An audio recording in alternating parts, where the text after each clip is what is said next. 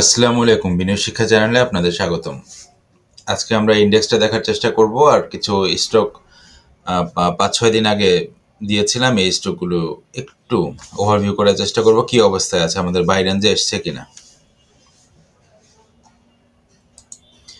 যদি ইন্ডেক্সটা দিয়ে শুরু করি, একেবারে সিম্পলভাবে বললে, কালকে যদি ৫,০০০ ভেঙে ফেলে, এখন ৫,০১৯, এটা যদি ৫,০০০-এর নিচে চলে যায় তাহলে মার্কেট ফিজিক্যালি ডেথ।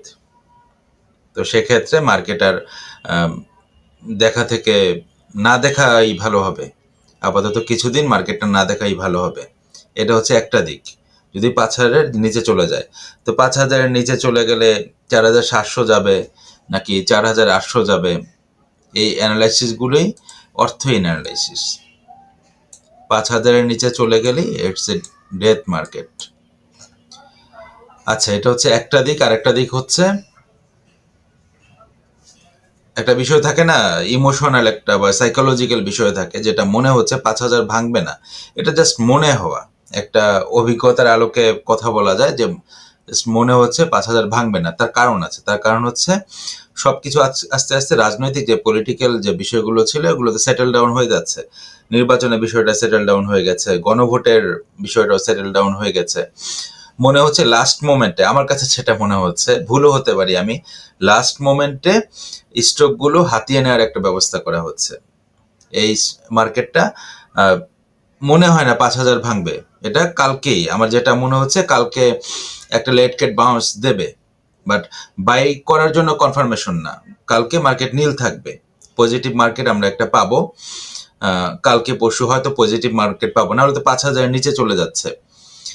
৫,০০০-এর নিচে চলে গেলে সবগুলো ইন্ডিকেটর নেগেটিভ হয়ে যাবে। মার্জিন লোনের ব্যাপার আছে, সবকিছু মিলিয়ে মনে হচ্ছে না আপাতত এই অবস্থায় মার্কেট ৫,০০০-এর নিচে যাবে। এটা জাস্ট ইমোশনাল পার্ট যেটা মনে হচ্ছে, বাট টেকনিক্যালি মার্কেট ভালো অবস্থায় নাই। যদি জাস্ট অ্যানালাইসিসের কথা বলি, মার্কেট ভালো অবস্থা নাই, বাট ওভার কন্ডিশন মিলে মনে হচ্ছে ভালো অবস্থায় যাওয়ার জন্য তৈরি হচ্ছে। এটাই ইন্ডেক্স। কালকে পজিটিভ হবে, পজিটিভ হয়ে ৫,০০০-এর উপরেই ক্লোজ দেবে, ৫,০০০-এর নিচে ইন্ডেক্সটা নামবে না, জাস্ট প্রিডিকশন। তো সেক্ষেত্রে আমরা কিছু তো স্টক বাছাই করে রেখেছিলাম অনেক আগে থেকেই, যেগুলো আমরা নজরে রাখবো বলেছিলাম।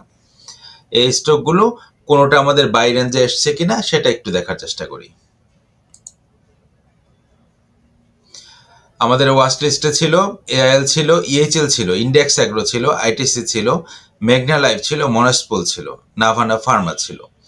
তো এখান থেকে একটা স্টকেই আমরা শুধু প্রফিট নিতে পেরেছি গত এক সপ্তাহে, সেটা হচ্ছে মনাসপুল।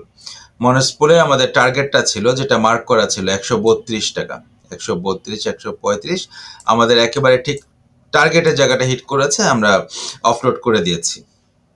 আপাতত মনাসপুলে আমরা নাই, পরে আবার দেখা যাবে কি হয়, বাট ভবিষ্যতে হয়তো বাড়বে, but profit taking is always right. সেক্ষেত্রে মনাসপুল থেকে আমরা প্রফিটটা নিয়ে নিয়েছি। দেন 1 বাই 1 দেখি। আরেকটা ছিল এআইএল। এআইএল বিষয়টা ছিল, এটা যদি ৫১ টাকা ৩০ পয়সার উপরে ক্লোজটা দিতে পারে, ঠিক এই জায়গাটায় ক্লোজটা দিতে পারে, তখন স্টকটা মুভমেন্টে যাবে। তো মুভমেন্টে গেলে আমরা এন্ট্রি নেব। এটা ঠিক ৫১ টাকা ৩০ পয়সায়, ৫১ টাকা ৩০ পয়সায় যে টাচ করে আবার নিচে পড়ে গেছে, তার মানে মুভমেন্টে যায় নাই, আমরা এন্ট্রিটা নেই নাই। তো মোট কথা হচ্ছে এই স্টকটা ৫১ টাকা ৩০ পয়সার উপরে ক্লোজ দিতে পারে নাই, সেক্ষেত্রে আমরা এই স্টকটাতে এন্ট্রিতে যাইনি, যেটা গত ভিডিওতে আমরা পরিষ্কারভাবে বলেছিলাম। দেন হচ্ছে ইএইচএল।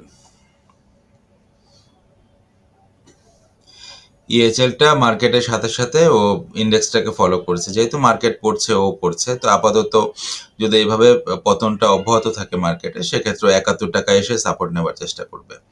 ওর 52 উইকস, ওর 200 এমএটা হচ্ছে 76.1, ৭৬ টাকা ১০ পয়সা। যদি মার্কেট কালকে পজিটিভ হয়, ও সেক্ষেত্রে হয়তো ২০০ দিনের মুভিং অ্যাভারেজের উপরে ক্লোজ দিতে পারলে তখন আমরা বুঝতে পারবো এটা ৯১ টাকার দিকে মুভ করবে। বাট আপাতত ওকে ২০০ দিনের মুভিং অ্যাভারেজ, যেটা ৭৬ টাকা ১০ পয়সার উপরে ক্লোজটা দিতে হবে। আর এআইএলটা যেটা করতে হবে 51 টাকা 30 পয়সার উপরে ক্লোজ দিলে ও ইনিশিয়ালি একটা মুভমেন্ট পাবে, দেন আমরা টার্গেট সেট করতে পারবো। তো এলে আমরা এন্ট্রিতে যাইনি। ইএচএলটা আমাদের দেখতে হবে, যদি 76 টাকা 10 পয়সার উপরে ক্লোজটা দিতে পারে, ক্লোজ দিয়ে ও আপ হবে, রিটেস্ট করার জন্য যখন নিচে আসবে তখন আমরা এন্ট্রিটা নেবো। আপাতত ডিরেক্ট এন্ট্রিতে আমরা যাব না। যাদের আছে ইএচএল হোল্ড করেন, এটা বাড়বে মার্কেটের সাথে সাথে ও প্রাইস গ্যাপ করে দেবে ইএচএলটা। দেন হচ্ছে ইন্ডেক্স অ্যাগ্রো। ইন্ডেক্স অ্যাগ্রোটা বড় ছিল, 3 ধাপে আমরা বাই করবো। একটা হচ্ছে 69 70 টাকায় বাই করবো, 65 58, 3টা লেভেলে বাই করবো। তো 3টা লেভেলে একটা লেভেলেও আমরা পাই নাই, আমরা এন্ট্রিতে যাইনি। আইটিসি বলা ছিল 36 টাকা হলে আমরা কিছু এন্ট্রি ট্রাই করে দেখবো। আইটিসি 36-এ পাইনি, আমরা এন্ট্রিতে যাইনি। তার মানে ওভারঅল দেখেন, মেইন কথাটা হচ্ছে হাতে টাকা থাকলেই কেনাটা জরুরি না। আমাদের একটা ওয়াচ লিস্ট আমরা করব। ওয়াচ লিস্ট করে যখন আমাদের টার্গেট মতো আসবে স্টকগুলো, গত সপ্তাহে 60টা স্টক দেখিয়েছিলাম, বলা ছিল আমাদের টার্গেট মতো আসলে আমরা বাই করব, টার্গেট মতো না আসলে আমরা বাই করব না। এআইএল 51 টাকা 30 পয়সার উপরে ক্লোজ দিতে পারলে বাই করব বলেছিলাম, আসে না, ক্লোজ দিতে পারে নাই, আমরা এন্ট্রিতে যাই নাই। দেন ইএচএলটা যাদের কাছে আছে হোল্ড করে রাখেন, এই স্টকটা একটা গ্যাপ করে দেবে, ভালো গ্যাপ করে দেবে। ও 71 টাকায় চেষ্টা করবে, 71 টাকায় ও বাউন্স ব্যাক করার চেষ্টা করবে। আর মার্কেট যদি পজিটিভ হয়ে যায় ও ইমিডিয়েটলি এখান থেকে কাম ব্যাক করে ফেলবে।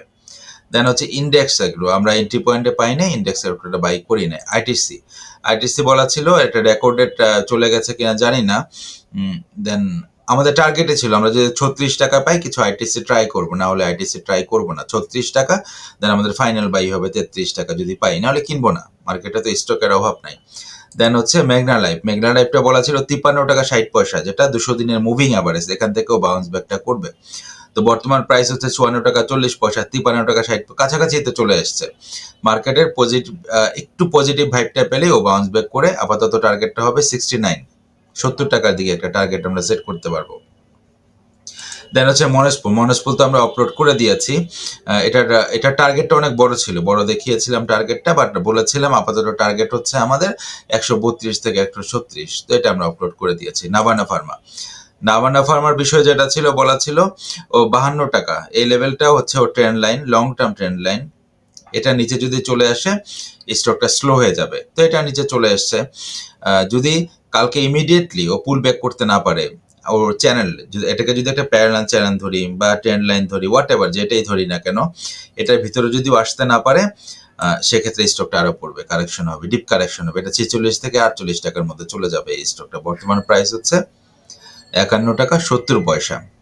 বাট ও যদি এই লেভেলটা 52 টাকা 52-53 উপরে ক্লোজটা দিতে পারে, সেক্ষেত্রে ইনিশিয়াল একেবারে শর্ট একটা টার্গেট হচ্ছে 64, এই জায়গাটায় চলে যাবে। সবকিছু নির্ভর করবে মার্কেটের উপরে। আপনাদের যে স্টকগুলো দেখানো হচ্ছে এগুলো মোটামুটি মিড ক্যাপের মধ্যে ফান্ডামেন্টালি একটা স্ট্রং ভিত্তি আছে। মার্কেট পড়ে গেলেও টাকা অ্যাটলিস্ট পুঁজিটা সেফ থাকবে, যেটা বলা যায় পুঁজিটা সেফ থাকবে। দেন অন্যান্য যে জাঙ্ক শেয়ারগুলো আছে, আরেকটা বিষয় হচ্ছে যে লো পেইডের যে জাঙ্ক শেয়ারগুলো আছে, টপ রেটে কেনা থেকে বিরত থাকুন। ওই স্টকগুলো একটা ডিপ কারেকশন, সবগুলো না বাট অনেকগুলো স্টকে ডিপ কারেকশনে চলে যাবে, তো এই জাঙ্ক শেয়ারগুলো কেনা থেকে বিরত থাকুন। মিড পেইডে যে ফান্ডামেন্টালি ভিত্তি আছে এই ধরনের স্টকগুলোতে বাই সেল করার চেষ্টা করুন। রেঞ্জের মধ্যে আসলে কিনবেন, রেঞ্জের মধ্যে না আসলে কিনবেন না।